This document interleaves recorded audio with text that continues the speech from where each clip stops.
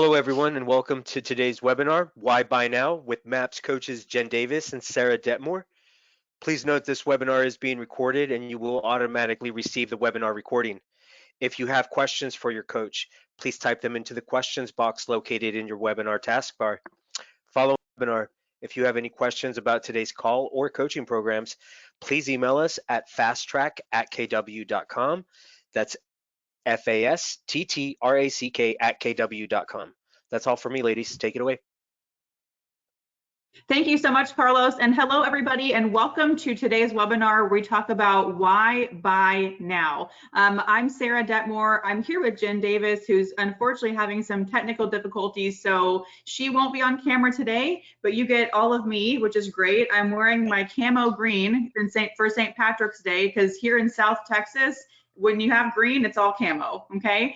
So Jen, why don't we get started with some introductions, and Jen, tell us who you are and where you're from. Awesome. Thanks, Sarah. Hey, everybody. My name is Jen Davis. I am a MAPS coach. I get to co-coach a group program with Miss Sarah Detmore. And I am right now serving as the CEO of Holt Homes Group in Springfield, Missouri. We are a team that last year closed 538 units. 240 of those were buy sides. And we have a very kind of small group of production people that do a lot of unit count. So out of that 538, we really only have 6 agents in production. So Sarah, tell us a little bit about you.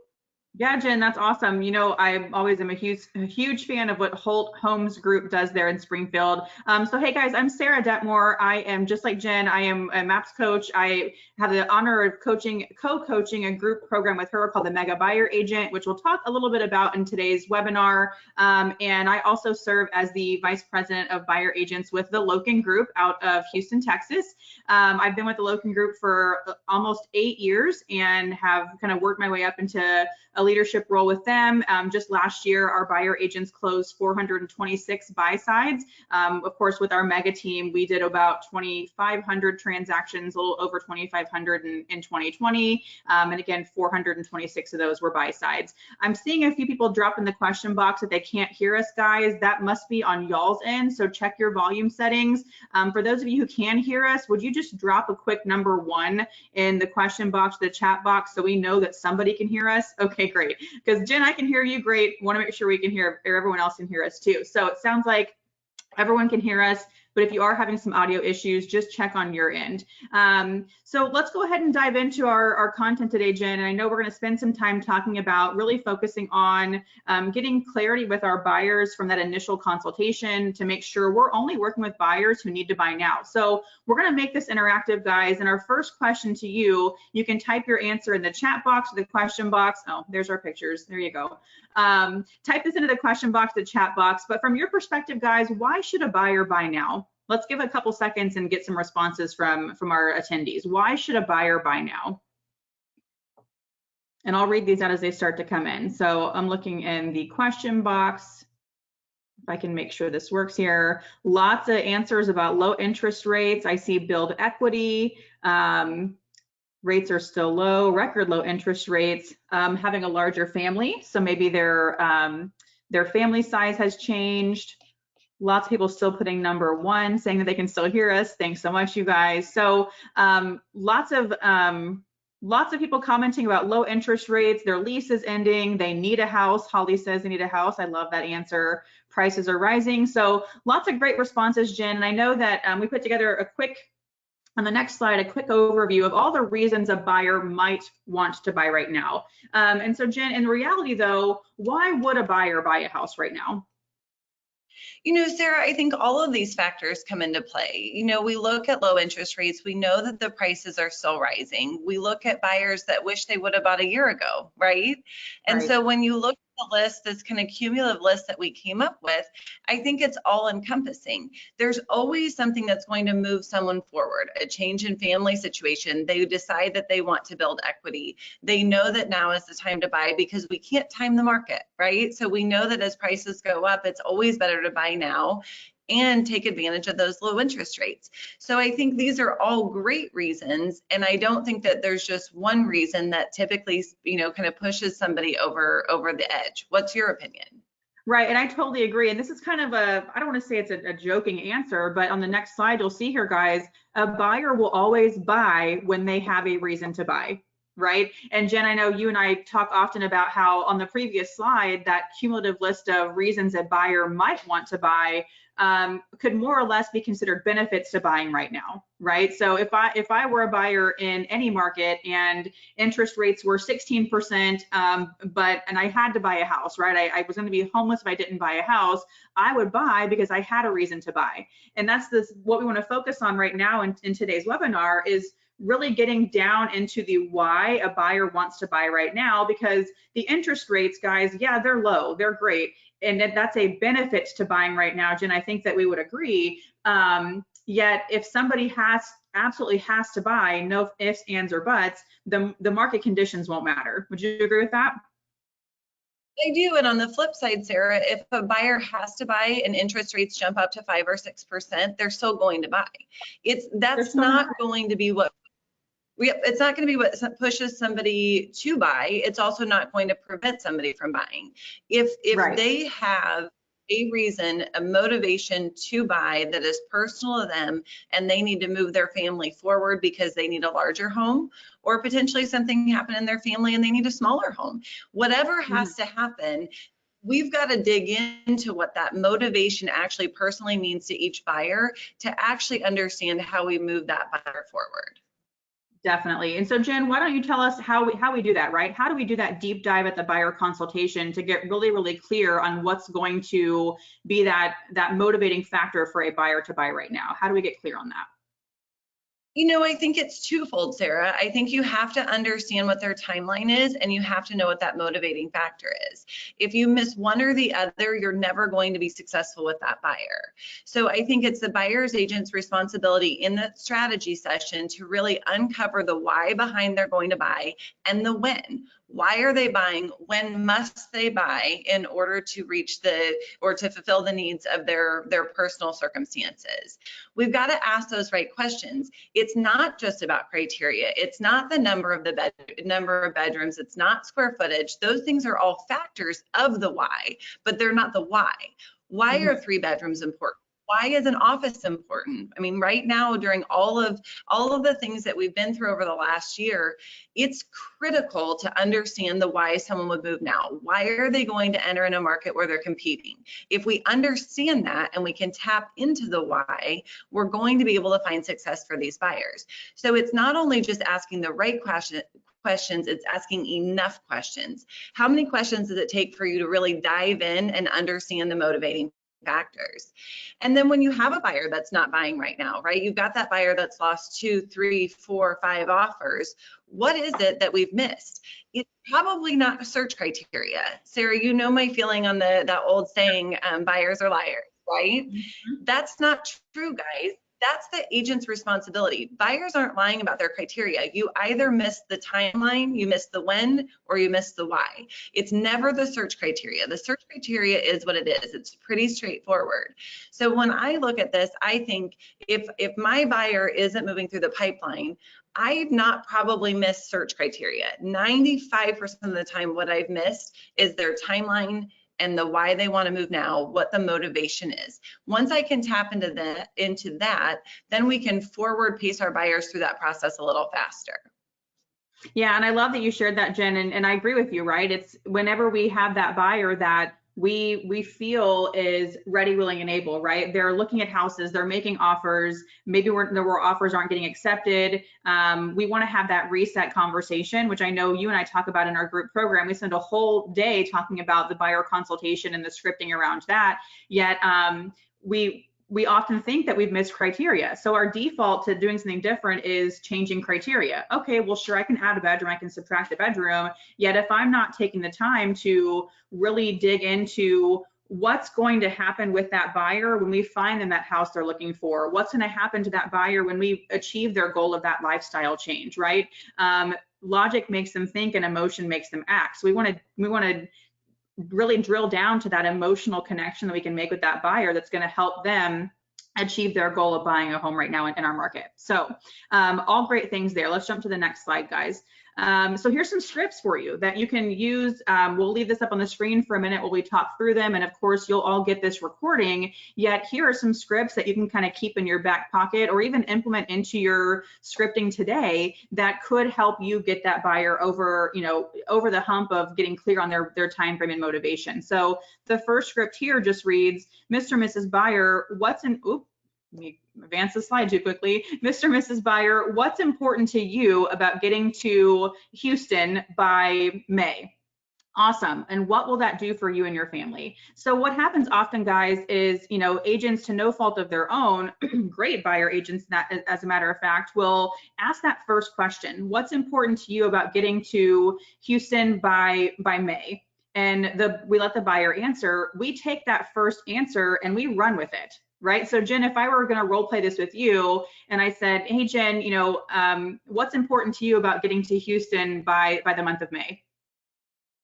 Honestly, Sarah, I want to get there and get my kids settled before they start school in the fall. I want to have the summer month in Houston. Awesome. So I would take that answer. I would start talking about schools, location, all those things. Right. And yet, Jen, when I do that, I'm doing a disservice to myself and to my relationship with my client because I don't yet have clarity on what's important to you about getting to Houston by the end of May or by the month of May. So when I ask you that follow-up question of, awesome, Jen, I definitely understand that, as a mom myself, having kids in the right schools is important, and having time to transition into a new school system can be important as well. I'm just curious, what will that do for you and your family when we get you to Houston by the end of May? I think it will give us time, Sarah, really to start to develop some friendships in our community ahead of my kids going to school. I think it's important for me that they've got this summer, to start making friends so that first day of school isn't so scary for them. And I love that. So guys, again, just asking that extra layer of a question. You've heard people say before, and even heard Jen and I say, probably go 3 deep when you're talking to a buyer and asking them questions. We want to really dig into what that emotional factor is. So I'd probably even ask one more question in a conversation with Jen if we were going to continue this role play, because I want to make sure I can get as clear as I can on what is important to her and her family about getting to whatever the location is by whatever the time frame is. And we want to dig deep in that questioning, because when we're out client facing with that buyer, we're out looking at property, we may have to refer back to this conversation in the consultation if we're at a roadblock in our process. So another script, guys. Yeah, go ahead, Jen.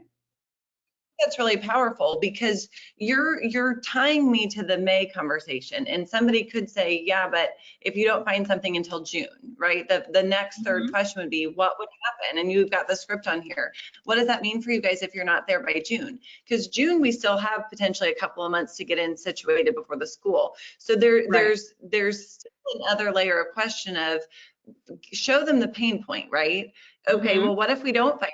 What if you're not under contract by May? What if it takes till the middle of June? What are we giving up then? What are those things? What matters then? And I think that's when if that book, Fierce Conversations, they say the conversation is a relationship. If all Sarah does is talk and jump on school district and here's where we're going to go and here's what we're going to do and this is where I would want to be, and she's not asked me enough questions, then the conversation isn't there. She's just at that point taken something I've said and run with it and not slowed down to actually understand what about that's important. Once I know she understands what's important, I'm going to be more likely to buy into her guidance and her experience. You're exactly right, Jen. And I love that you kind of, encompass that second script we have on the screen here. It's looking for that pain point, right? So Mr. and Mrs. Buyer, let's say we don't, get you under contract to buy a house until June. What might happen? The question, one sentence question that I love using right now, guys, with these buyers that we may find challenging to get across the finish line is, what's your backup plan? Plain and simple, what is your plan B if this doesn't work out? Because what you'll find, guys, is the buyers that do have a backup plan may not be motivated enough to make a decision and pull the trigger right now and buy a house. The ones who don't have a backup plan will compromise to get into a home. Anything you want to add on that, Jen? That's powerful. I mean, you're right. The more detailed the backup plan is, the more they've actually seen themselves living out the backup plan, moving in with family, living extended stay, figuring out a rental, something like that. The more detailed the backup plan is, the less likely that they will give on any type of criteria, right? The less likely that they'll wiggle around to make a compromise.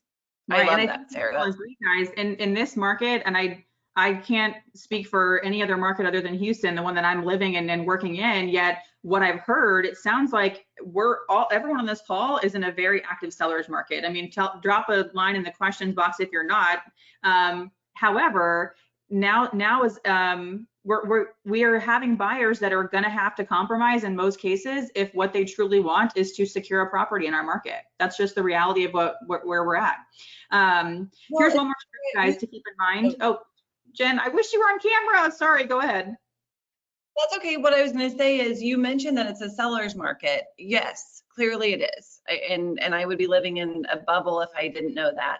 And right. I would challenge buyers to think of it as it's a skill set market, right? It's not a seller's market. It's a skill set market. We're still serving our buyers. Sarah, between your team and my team, we served what, 65, 70 buyers in the month of February, but with the two of us combined. So you look at that and think, we're winning more than we're losing because of the skill set, because of the questions that we're asking our buyers and the prep work we're doing on the consult to set the correct expectations. So we can blame the market that it's hard and that it's hard to find inventory right now, or we can look at what's our actual skill set, how do we lean into that, and how do we get to a point where we say, you know what, I can find my buyers a house, I can secure them the house. It's by working on your skill set, and it's by listening to your buyers and matching what their criteria is, what their motivation is, and what their needs are. You know, Jen, I love, and guys, write that down if you didn't hear what Jen said or you hadn't written it down yet. It's not a seller's market, it's a skill set market. And I agree with that. I love that. Because we're still winning. You and our teams are still, and it's not to say that they're without struggle, but what they're doing is they're being learning based. As the market changes, as things change, they're making the adjustments necessary to win the deal and win the day for their buyers. Definitely. And these scripts will help you get there, right? This is a good place to start and something that you guys can take and put into your conversations with your buyers today to see, you know, what different results you might be able to achieve. So this last script on here, and Jen, I know this is your kind of your tagline, is Mr. and Mrs. Buyer, I want to make sure that my motivation matches your motivation. If we need to be moving into the perfect home by the end of May, that means to me that I will call, text, email you with every property that fits your criteria. If you don't need to move until August, that type of communication may overwhelm you. Where in these timelines do you feel the most comfortable? So with just this question, we're getting clear with the buyer on what their desired time frame might be, and we talk to them about how we want to make sure our motivation matches theirs. Because guys, haven't we all had that buyer? I know I have. I'm going to raise my hand, that says, "Oh, I don't need to move until December," and then they get mad at you when you don't send them properties every single day. And we haven't had that conversation or set the expectation of, you know, Mr. and Mrs. Buyer, whatever I send you today will be gone tomorrow. So there's really no point in me sharing properties with you until you're X amount of days out from having to start your home search. So that conversation and that script in that initial conversation or meeting with a buyer can be very powerful, because it's giving us the opportunity to meet the buyer where they're at. Jen, what do you want to add to that?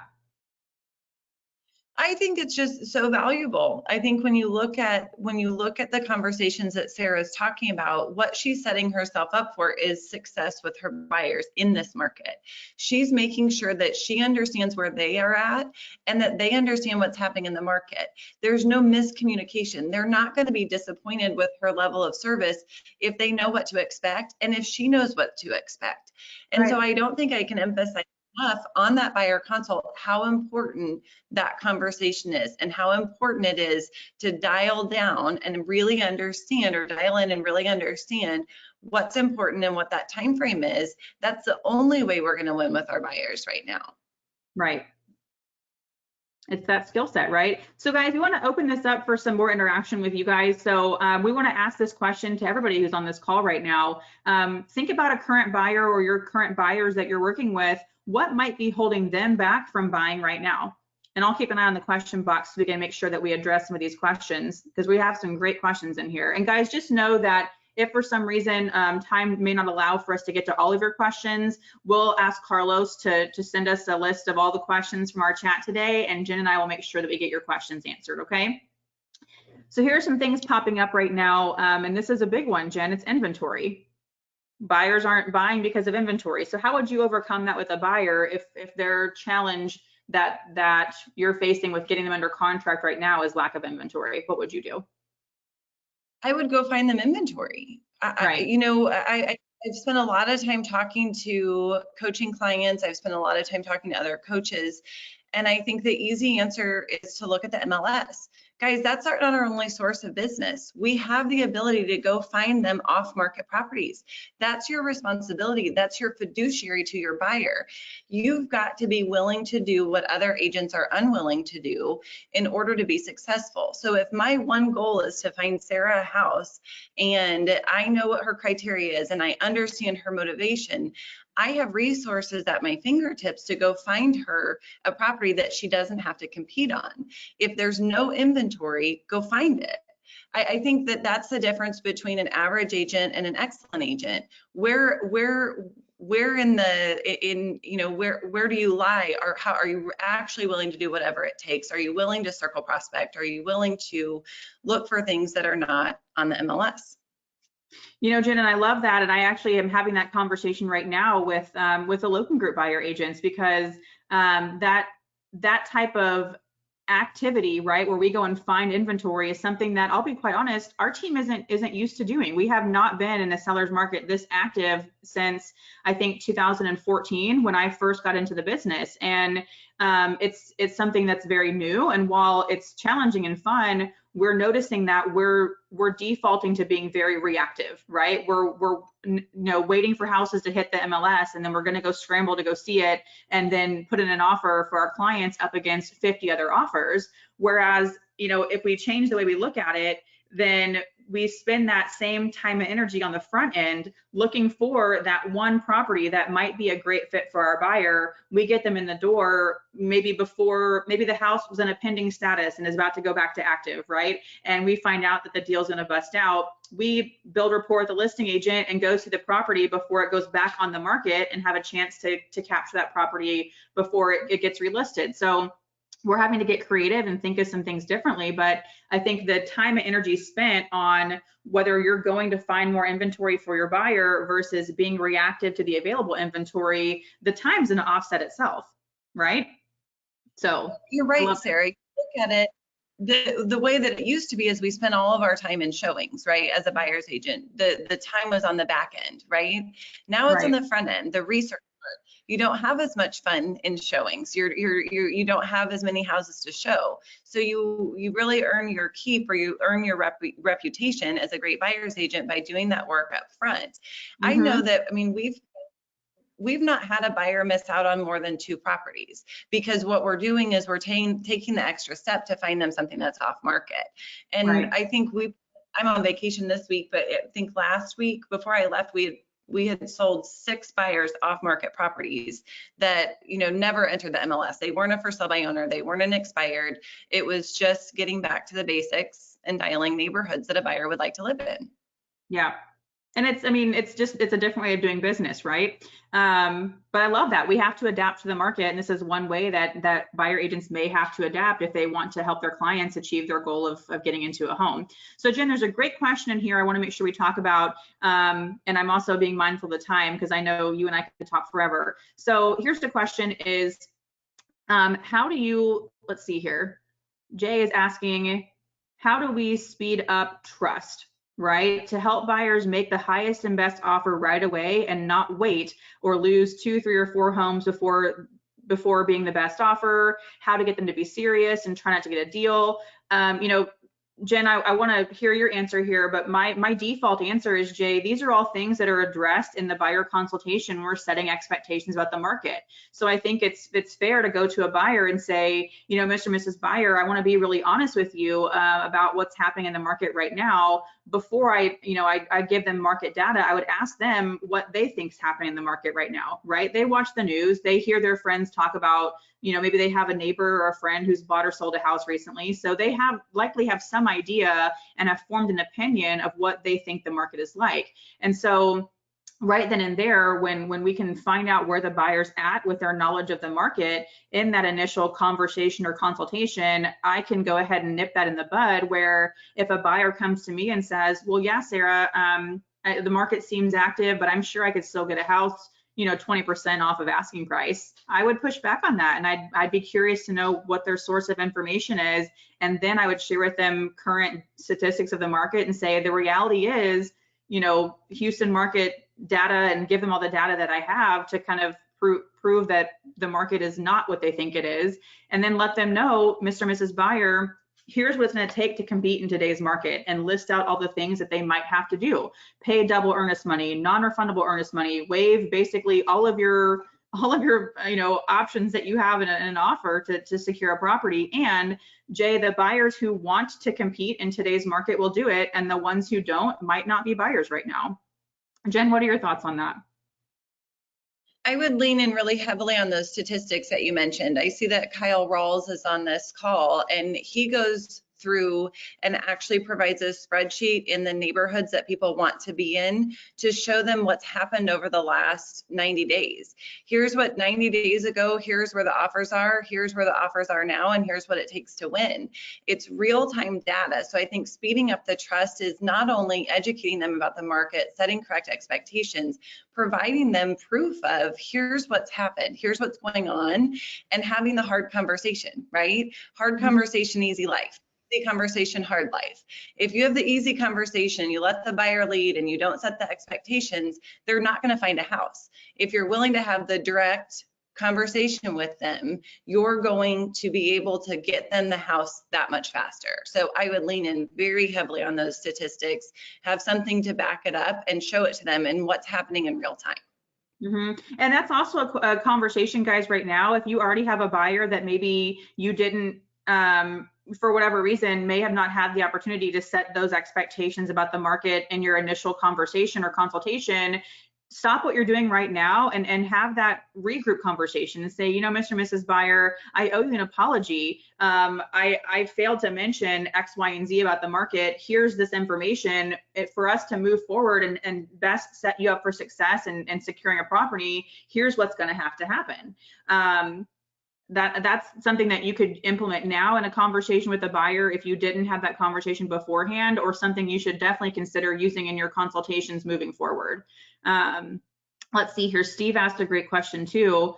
Let's see here. How do you present the idea of urgency to a buyer who is just starting their search and don't feel it's necessary to get a pre-approval? You know, Steve, I'm kind of a straight shooter, so that sometimes to my detriment. You can ask my team and just anybody who I've done business with, or my husband, for that matter. That's just what you have to do, right? I mean, Steve, I want to set every one of my buyers up for success, and you told me that you need to get to Houston by the end of May, and I want to be really honest with you. As your agent, we will not be able to compete with other offers in today's market without a home loan pre-approval. I'm just curious, Steve, what causes you to hesitate? What's holding you back from taking that first step to homeownership and talking to a lender? So I would let them know that it's a non-negotiable if they want to buy a house. And also I'd want to know what's holding them back from taking that first step. Chances are, again, I'm speculating here, but chances are the buyers who are hesitant to talk to a lender and get pre-approved know that there's a problem with their financing. Jen, what do you think about that? Sarah, I think the same goes. Greg asked a question, how do you handle buyers who refuse to be aggressive enough in this market? They're not buyers in this market. They may be buyers some point, nurture the relationship, but we've got to work with the motivated. We've got to work with the people that have the stomach for this market, and then we nurture the other ones until they're ready. But someone that won't get a pre-approval, someone that won't be aggressive in their offer, that's not willing to actually put forth the same effort that you as the agent is going to put forward, is not a buyer in this market. Yeah, and I love that. So, I mean, if we were to put that into some kind of a script, right, to answer Greg's question, you know, I might say, you know, Mr. and Mrs. Buyer, I can appreciate you not wanting to make a full price offer, or I wouldn't necessarily say an aggressive offer, but I appreciate that you're not interested or not in a space right now where we're offering full price for a home makes financial sense for you. I'm just curious, what's your backup plan? What's your plan B? What happens if we don't get you to Houston by May? Right? I would go back to the pain versus pleasure to find out if that even is a pain point for them. Because if Greg is my buyer and Greg says, oh, I can wait, okay. And then we move on, right? If Greg wants to wait, I'm not going to force Greg to buy a house right now if Greg just told me he wants to wait. Yep. So okay, let's see what other questions we have in here. Oh, you know what? We're actually at the half hour. So guys, great questions. I love that we had some time to go through a couple different role plays that were kind of off the cuff. So definitely appreciate you guys being engaged in our conversation and asking some great questions. Like I said, we'll ask Carlos, who kicked our call off, to share these questions with us after the fact, and we will do our best to get these answered directly to you. We want to make sure that we're, you know, giving you guys the support that you need. Now, before we go though, we would also be doing you guys a disservice if we didn't let you know about our fabulous group coaching program we have coming up in April. Jen, why don't you tell us what's happening in April and when we launch and all that good stuff? Because I've been talking a lot on today's call. Well, that's because you're on camera and you're stealing the show. So I'm so thankful for you today. I don't know what I would do without you, Sarah. So we are going to launch April 7th. It's a 6-week course that is once a week on Wednesdays at this exact same time, and it's a full hour. And we're going to talk about setting goals, tracking numbers, the buyer consultation, lead gen, showing partners, everything that encompasses being an amazing buyer agent. I think there's a myth out there that a good buyer's agent can do 35 to 50 transactions a year. And Sarah and I are here to kind of coach and teach you how to sell 75 to 100 houses per year and still have time for your family. So you'll walk away with this with a script book. You'll be one of the most efficient buyer's agents that you can possibly be. And we're going to talk more in depth about the market of the moment. I know a lot of people are asking about how we go after off-market properties. We'll have all those circle prospecting scripts and more. Yep. It's a fun course, guys. We'd love to have you join us. The investment to you is $198. You can go to mapscoaching.com/group. I think Carlos also put the link in the chat box here for you guys to take a look at. Guys, you'll get this recording. Hopefully these scripts are some things that you can implement into your business today. Please use Jen and I as a resource. We're here for you guys to make sure that your buyer business is successful. And thank you so much for joining us today on what is probably most of your spring breaks. Jen, I know that you're on vacation, and I'm so glad that you're here with us today. So any questions, guys, reach out to us, and we hope to see you guys in the Mega Buyer Agent Group program starting April 7th. Y'all have a great rest of the day. Bye, Sarah. Bye, Jen.